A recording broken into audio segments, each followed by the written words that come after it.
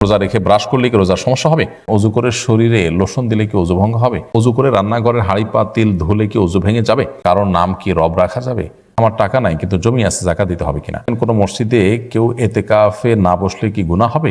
আমাদের পরিবার যৌথ, আমার আব্বু ও চাচা একই বাড়িতে থাকেন, এখানে আমার সহধর্মিনী যথাযথ পর্দা করতে পারে না, করণীয় কি? ইমাম পেছনে নামাজ আদায়ের সময় ইমাম যে তাকবীর দিবেন মুক্তাদিদেরও কি সেই তাকবীরগুলো দিতে হবে? ইফতার করে কতক্ষণ অবধি মাগরিবের নামাজ বিলম্বিত করা যায়? অনেক মসজিদ ইফতারের পর 20-25 মিনিট পরেও জমাত হয়। নামাজ না পড়লে কেউ কি কাফের হয়ে যাবে? কোনো ইমাম যদি সুদ খায় তার পিছনে নামাজ হবে কিনা? চলুন তাহলে প্রিয় দর্শক, আর বিলম্ব না করে আমরা প্রশ্নোত্তর আলোকিত ভুবনে প্রবেশ করি। রবিন আহমেদ আপনি লিখেছেন, অজু করে শরীরে লোশন দিলে কি অজু ভঙ্গ হবে? না, লোশন দিলে অজু ভঙ্গ হওয়ার কোনো কারণ নেই। নজরুল ইসলাম শান্ত লিখেছেন, অ্যালকোহল ও ভিনেগার মিশ্রিত খাবার খাওয়া কি জায়েজ? আমি ফ্রান্সে বসবাস করি, এখানে বেশিরভাগ খাবারে এমনকি টমেটো সসেও অ্যালকোহল বা ভিনেগার মিশ্রিত থাকে। এবার জানিবার দেখবেন অ্যালকোহল মিশ্রিত থাকলে খাওয়া জায়েজ নাই, আর যদি ভিনেগার বা এমন কিছু থাকে যেখানে আসলে হারাম কিছু নেই তাহলে সেটা খাওয়া জায়েজ হবে। এরপরে বিশাল আহমেদ তামিম লিখেছেন, কারোর নাম কি রব রাখা যাবে? না, কারণ নাম রব রাখা উচিত না, কারণ রব এটা পালনকর্তার অর্থে সাধারণত ব্যবহার হয়ে থাকে, আল্লাহর শানে এটা যায়, শুধুমাত্র কারণ নাম রব রাখা উচিত না। প্রয়োজনে পুরো নাম রাখবে আব্দুর রব বা রবের গোলাম, এভাবে বলবে।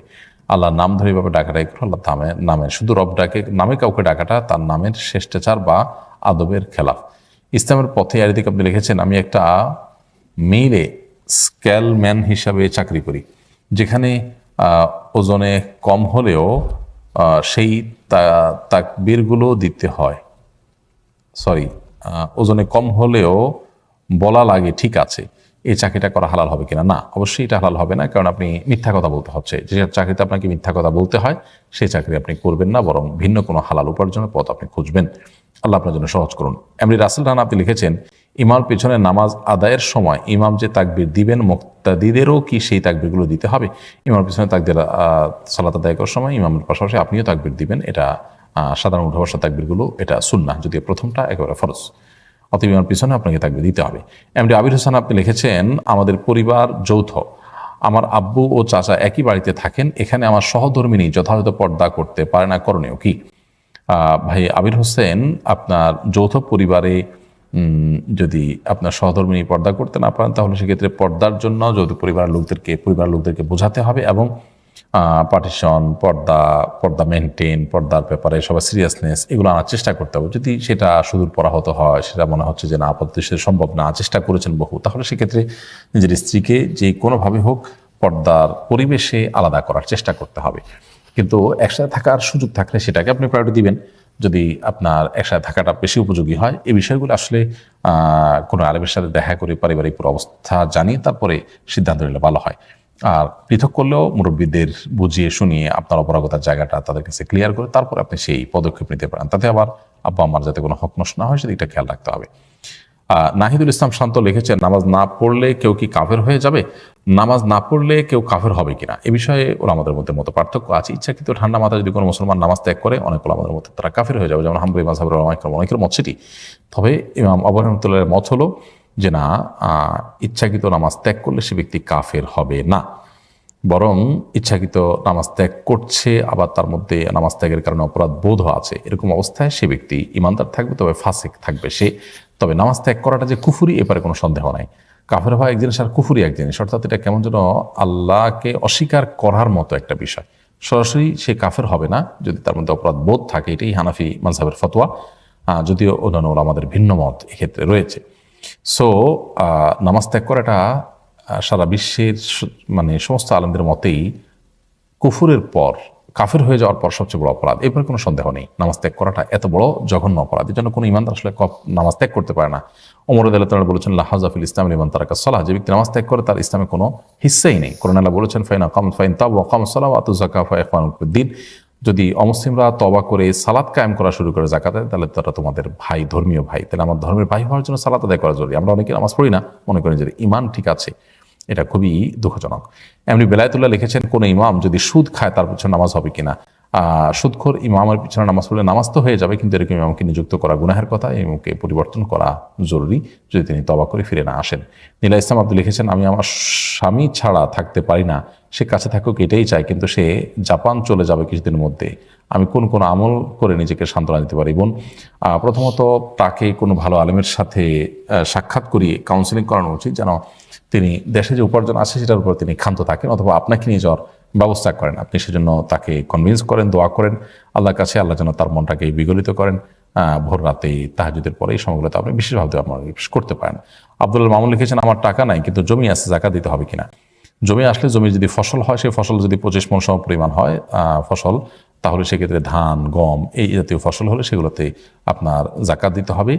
এবং সেটা যদি আপনি নিজে পানের সেচ দিয়ে করেন, তাহলে সেক্ষেত্রে 10 ভাগের 1 ভাগ জাকাত দিলে আদায় হয়ে যাবে।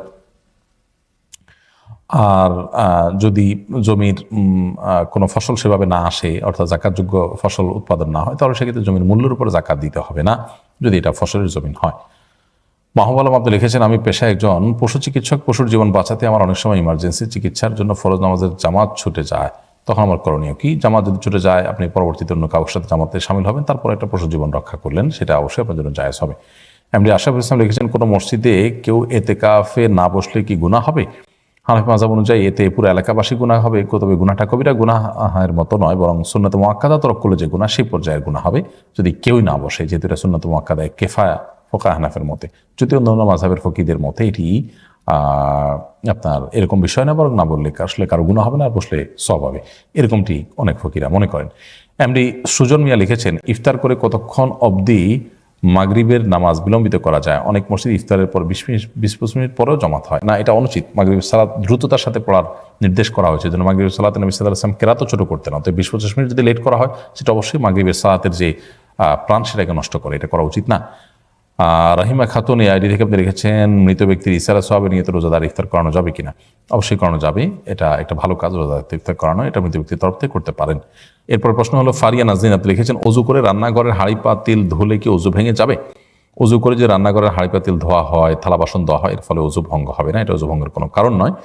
এমনকি রান্নাবাড়া করলেন, সবজি ইত্যাদি কুটাকাটি করলেন, এর কারণে ঘর পরিষ্কার করলেন, এগুলোর কারণে অজু ভঙ্গ হবে না, বরং অজু অবস্থায় যদি কাজগুলো করেন, তাহলে অজু ভঙ্গের কোনো অন্য পয়েন্ট যদি না পাওয়া যায়, পেশাব পায়খানা ইত্যাদি না হয়, বা বায়ু ত্যাগ না হয়, ঘুম না হয়ে থাকে এর মধ্যে, তাহলে সেক্ষেত্রে আপনার পূর্বের অজু দিয়ে আপনি সালাত আদায় করতে পারবেন, কোরআন তেলাওয়াত স্পর্শ করতে পারবেন, অন্যান্য সাধারণ কাজগুলো করতে পারবেন, কারণ এগুলো কোনো অজু ভঙ্গের কারণ নয়।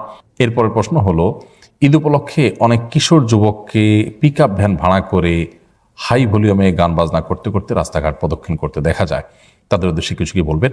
আমাদের সেই সমস্ত কিশোর এবং তরুণ বন্ধুদেরকে বলতে চাই, ঈদ আল্লাহ প্রদত্ত একটি আনন্দ, একটি উৎসব, যেটা কে একটা ইবাদত, ইসলামের একটা কাজ বলা যেতে পারে। আল্লাহর দেয়া ইবাদতকে আল্লাহর অবাধ্যতার মধ্যে কাটানো, এটা রীতিমতো আল্লাহ দ্রোহিতার শামিল, অত্যন্ত বড় ধরনের অপরাধ। আপনার বাবা আপনাকে তার প্রিয় কোনো কিছু দিয়েছেন, সেটা দিয়ে আপনার বাবার সবচেয়ে অপছন্দের কাজটা আপনি করছেন, বিষয়টা খুবই জঘন্য। এরকম একই বিষয় এখানেও ঘটছে, অতএব এই অনাচার থেকে আমাদের সরে আসা উচিত। তাছাড়া আমাদের আনন্দ, আমাদের বিনোদন অন্যের কষ্টের কারণ হতে পারে, দুর্ঘটনার কারণ হতে পারে, উচ্ছৃঙ্খলতা প্রকাশ হতে পারে, এটা কোনো সভ্য সমাজে গ্রহণযোগ্য নয়। আমাদের বিবেক এবং বিবেচনা যদি আমরা ব্যবহার করি, তাহলে সেক্ষেত্রে ধর্মীয় দৃষ্টিকোণ তো বটেই, মানবিক দৃষ্টিকোণ থেকে এটা অনুচিত কাজ। কোনো পশুরাও পরস্পরকে এভাবে ডিস্টার্ব করে না, আমরা অনেকে বিনোদনের নামে যেরকম করে থাকি। তো এই উন্মাদনাগুলো আমাদের থামানো দরকার, এবং সামাজিকভাবেও উদ্যোগ নেওয়া উচিত এগুলোকে থামাবার জন্য, যাতে করে ঈদের আনন্দের নামে কোনোভাবে এরকম অনাচার না হয়। আল্লাহ তাআলা আমাদের সকলকে ঈদের আনন্দকে নির্মল করার তৌফিক দান করুন। আলমাস পণ্ডিত এটি থেকে আপনি লিখেছেন, রোজা রেখে ব্রাশ করলে কি রোজার সমস্যা হবে? রোজা রেখে ব্রাশ করলে, অর্থাৎ খালি ব্রাশ করলে রোজার কোনো সমস্যা হবে না, যদিও রোজা রেখে মেসওয়াক করা উচিত। জান আয়েশা রাদিয়াল্লাহু আনহা বা অন্য সাহাবী থেকে নবী সাল্লাল্লাহু আলাইহি ওয়াসাল্লামের একটি আমল বর্ণিত আছে, যে তিনি তিরমিজিতে বর্ণিত হয়েছে এটি, যে তিনি রোজা রেখে এত বেশি মেসওয়াক করতেন যে গুণে শেষ করা যাবে না। সো আমরা বেশি বেশি রোজা রেখে মেসওয়াক করব, আর খালি ব্রাশ করলেও সমস্যা নেই, সেটা করতে পারি। তবে ব্রাশের সাথে যদি পেস্ট থাকে, সেটা মাকরু হবে অনেক ওলামা ইকরামের মতে। আর ওলামা ইকরাম অবশ্যই এটাকে জায়েজ বলেছেন। যারা মাকরু বলেছেন তাদের মতটা অধিকতর শক্তিশালী, তার কারণ হলো যে এতে আমাদের থুতুর সাথে পেটের মধ্যে আপনার পেস্টের কিছু অংশ যাবে, যদিও সেটা উল্লেখযোগ্য নয়, এই জন্য সেটার কারণে রোজা ভঙ্গ হয়ে যাবে না, এবং আমরা যদি সতর্ক থাকি থুতুর সাথে ফেলে দিই, তাহলে রোজা ভঙ্গ হবে না। কিন্তু কিছুটা হলো যাচ্ছে, সেজন্য এটা অ্যাভয়েড করা উচিত। আমরা রাতের বেলায় প্রয়োজনে পেস্ট ব্যবহার করতে পারি।